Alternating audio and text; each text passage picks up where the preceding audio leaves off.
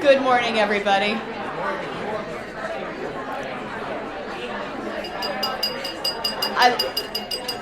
I love this. It takes us so long to shush up because we're all catching up. And I love this about our bar. And again, my name is Marcia Brown. I help chair the Gender Equality Committee with Beth Darragon.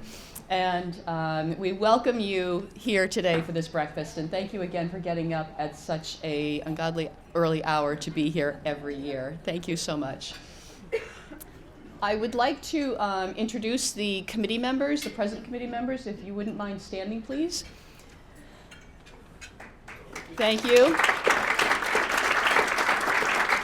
And while you are remaining standing, if I can also have the past committee members and task force members stand, because truly it's not just the few that are presently on the committee. So thank you again for all of your efforts.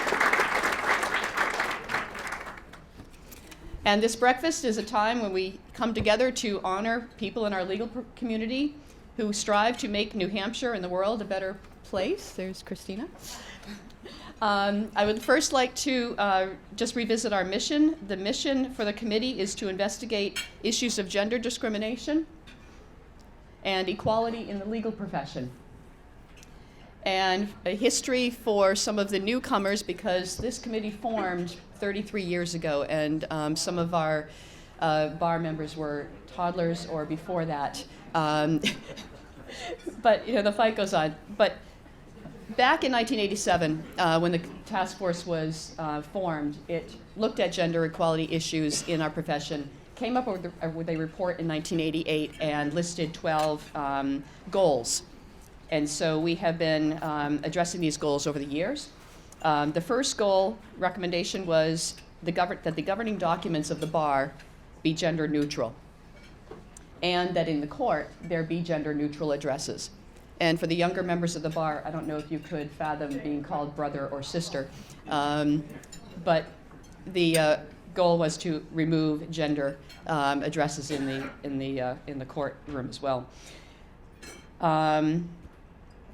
I think I already covered the governing documents of the bar would also be gender neutral, that case assignments would be gender neutral, that with respect to the workplace, that the Bar Association should take a leadership role in issuing hiring guidelines, listing out inappropriate questions, and that the bar should also suggest exit interviews for the law firms to gauge whether women were leaving the profession due to gender discrimination issues in the workplace. So the law firms were serving as a database, was the envisioned by the task force. With respect to education programs, the task force urged the bar to conduct programs on what gender bias looks like, and this committee has held such programs in the past. With respect to compensation and promotion, the task force stated that pay should be equal, and each spring the Equal Pay Day seems to be getting closer and closer to January, so we're making strides there. With respect to childcare, it was viewed as a women's issue back in the day. We all know now it's a family issue. It's a men's and women's issue, childcare, and same with elder care. The recommendations also asked that part-time employment not be viewed as a negative, that it should be accommodated, and also non-traditional promotional tracks should be considered by law firms. The bar should appoint more women to committees, as we are seeing that. With respect to judicial appointments, and this may surprise some of the younger members of the bar, the recommendation was that the bar should endeavor to alter the system of judicial appointments so that the bar could have a formal voice in recommending and evaluating potential judicial candidates, which is a process that's, that we use now. With respect to work-life balance, the bar members should not be judged by just how many hours they work, that they should have a respect for their balance and protection of their private lives as well. Lastly, the task force recommended that the bar monitor gender bias and provide a forum for follow-up study to ensure that discrimination, whether it's overt, subtle, or institutional, is being eliminated. And to that, the Gender Equality Committee has the 10-year survey that it does, and a number of you in here have participated in that survey, and we thank you for that. And so that's how the committee is judging its progress on these issues, and has been seeing a decline in complaints as we survey people.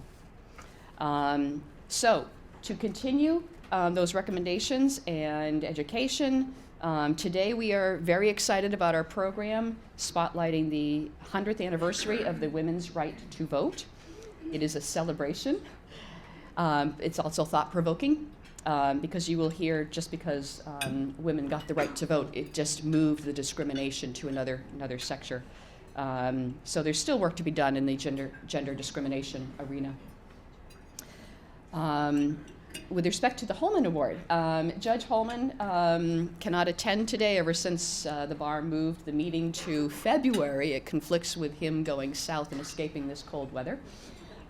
So he sends his congratulations to Christina, but regrets that he can't be here personally. So with that, I'm going to turn it over to Caroline and Talisha to present the award.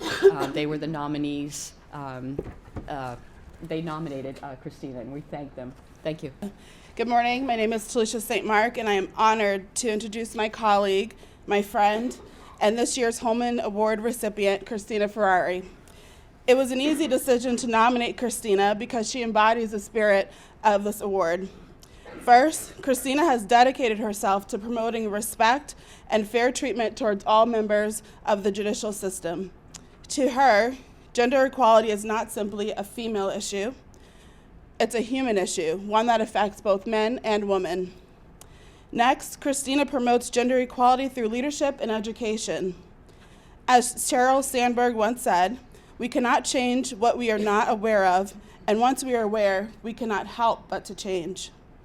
Using her platform as a longstanding member of the New Hampshire Women's Bar Association, Christina works tirelessly to educate others about gender equality in the hopes that our profession can't help but to change. Finally, Christina takes the lead on matters of gender equality. As you'll hear, Christina led a valiant effort advocating for clear, reasonable, and effective language for Rule 8.4G. She worked tirelessly to educate members of the bench and the bar on the importance of adopting a rule that denounces discrimination and harassment in our profession. Although the language that she advocated for was not adopted, her work wasn't in vain, and because she sparked crucial conversations among members of both the bench and the bar. When I think of the Hollman Award, I can't think of anyone more deserving than Christina. As an advocate for gender equality, she's willing to be seen, she's willing to speak up, she's willing to keep going, she's willing to listen to what others have to say, and she's willing to be the biggest, most powerful version of herself.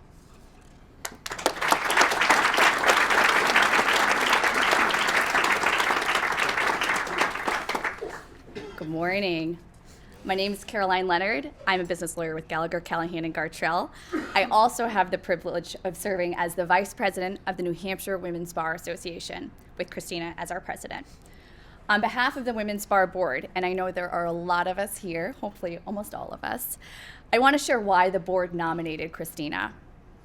Christina championed the implementation of newly minted Rule 8.4G of the Rules of Professional Conduct.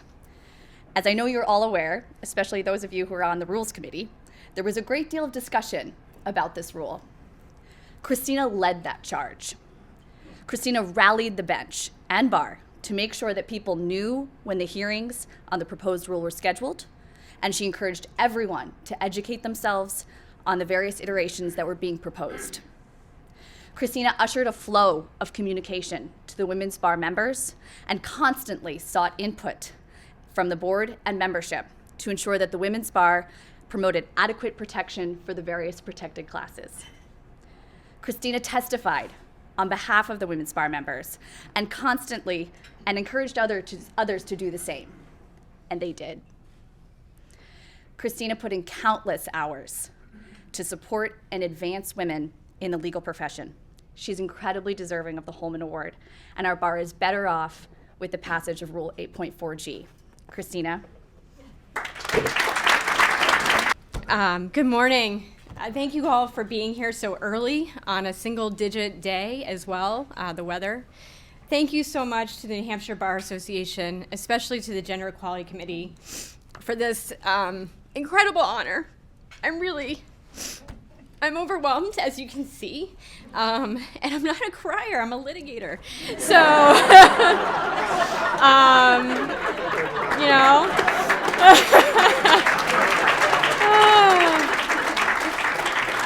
I have some opposing counsel friends in the room, so this is not the norm. Thank you so much for this incredible honor. I truly am overwhelmed. I can't adequately express how much this means to me, especially to be joining this incredible group of Hollman Award winners, many of whom I have looked up to for years, and you have given me the strength to do this important work and to stand up, and I do it because you have stood up for years. Whew. Sorry. I have a few other specific thank yous, so I hope you give me a few minutes on that. I really want to thank you to my nominators, Talisha St. Mark, Caroline Leonard. You guys are always in my corner. I do this work because of you and others, and I really appreciate you nominating me. The New Hampshire Women's Bar Association, our board of directors, you support me with my crazy ideas, especially when I come to you and say, like, guess what? We're doing this huge event in 2 months, and we're going to get it done, and we're going to do it. You never question me. You always support me. You guys do incredible work. You spend incredible amount of hours doing it outside of your offices, outside of your cases, and it really matters, and I'm very proud of you. I also want to thank my colleagues at Bernstein Schur. A lot of you are here today, especially from our Portland office.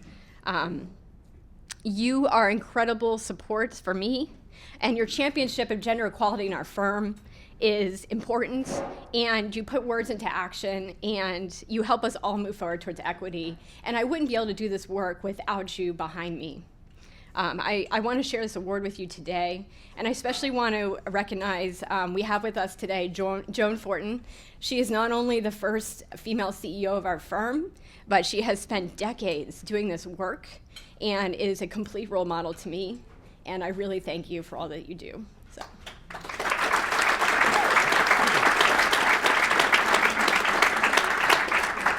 I also want to thank my husband, Tim Yarnell, who's here with us today. We are a team. Thank you for all that you do for me, for our family. You especially give me the time to spend long hours outside the office with the Women's Bar doing this work, and you recognize, most importantly, how crucial that work is, and that is rare, and I'm very fortunate to have you, so thank you.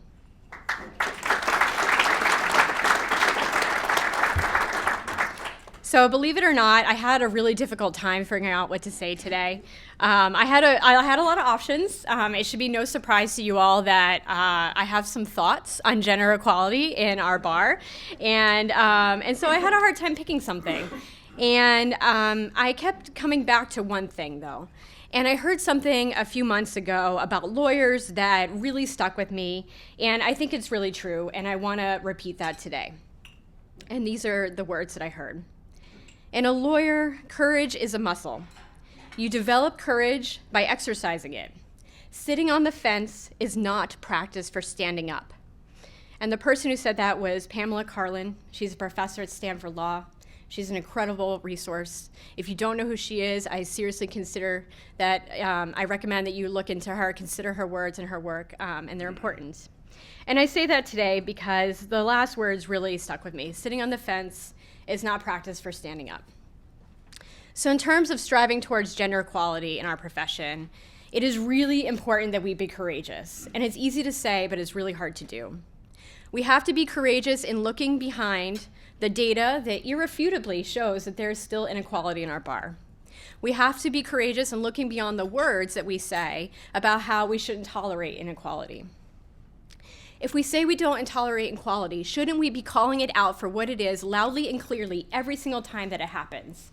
Every time, no question. There should be no gray area about the fact that this is happening, it is wrong, and it needs to change. When inequity persists, and it does in our profession, despite the fact that we have made incredible strides, Sitting on the fence is not enough. Being a bystander is not enough. We must get comfortable with being uncomfortable. We should not accept the status quo. With taking action, speaking out, we have to do this even though we're in a very polarized world. And I've heard that, and you guys have probably heard me say this before, I am repeatedly told that gender equity is a political issue.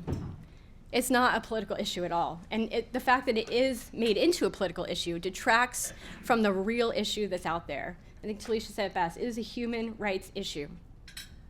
And I know I'm largely preaching to the choir in this room, but we all have a responsibility to continue to do the hard work that is required, because sometimes when it is just women who are the rallying cry against gender inequity in our profession, our speaking out is filtered through the same stereotypes that we are battling in the first place.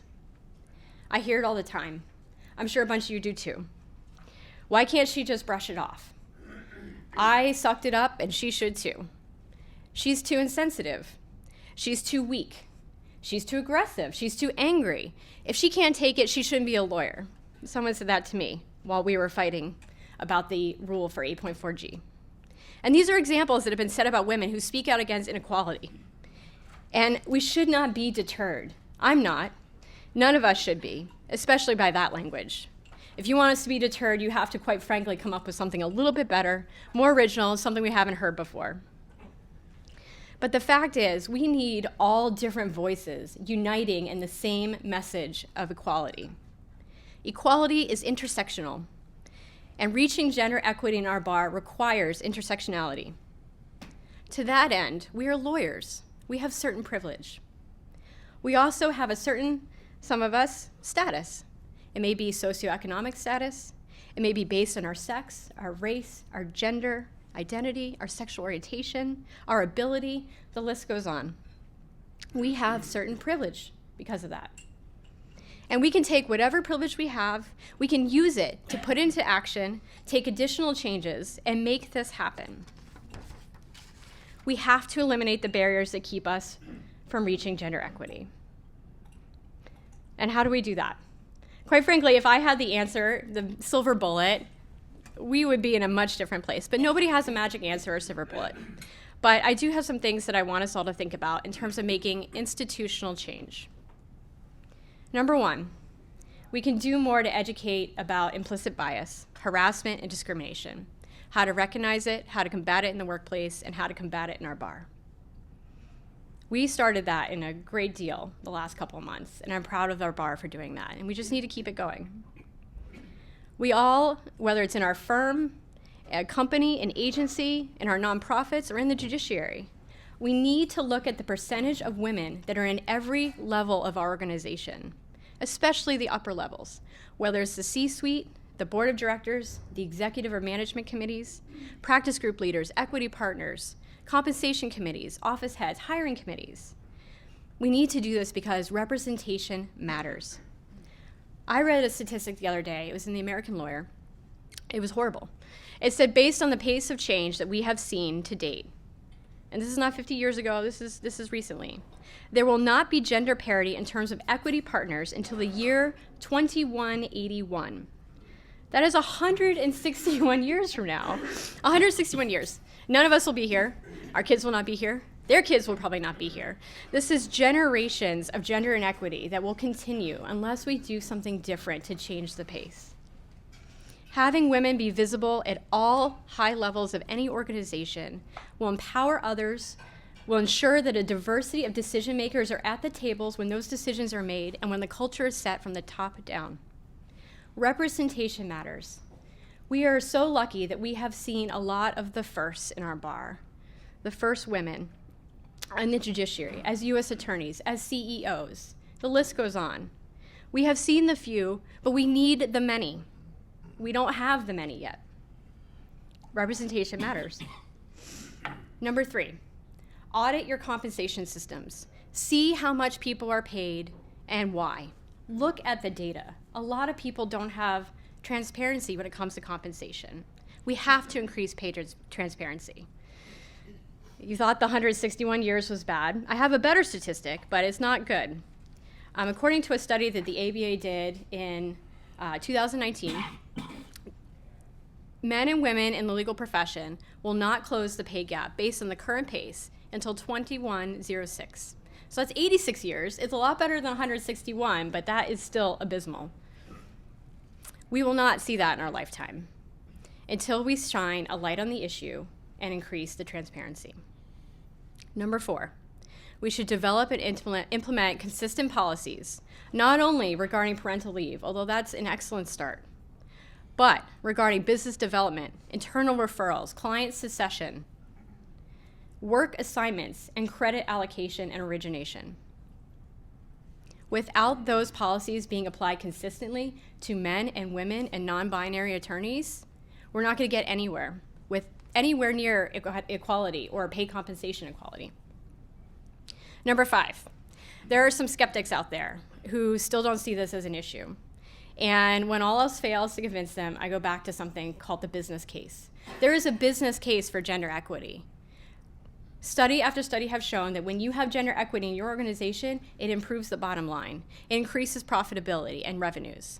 And when you have someone who's a skeptic about gender equality and they won't listen to anything else, go to the business case for it. If for nothing else, it will put more money in their pocket. And if that doesn't get them, nothing will. But I encourage you to remember that. So these are 5 things that we could all do right now. They may be big to you, they may be small to you, but it's something that we can all do. And I go back to the words that I said earlier, to exercise our courage muscles. Those are 5 reps that we can all do right now to increase what we have in our organizations. We need to stop sitting on the fence. We need to stand up for gender equity in our profession. We have made incredible strides, and it is due to you all in this room as well. But there is certainly much more work to be done at a faster pace. Being decades away is frankly just much too long. I really look forward to continuing this work with you. I thank you for your support. We are a team going forward and doing this work. Through the achievement of gender equity, we all rise together. Thank you for this incredible, incredible honor. I am so glad I'm still not crying, so I appreciate it, and just thank you.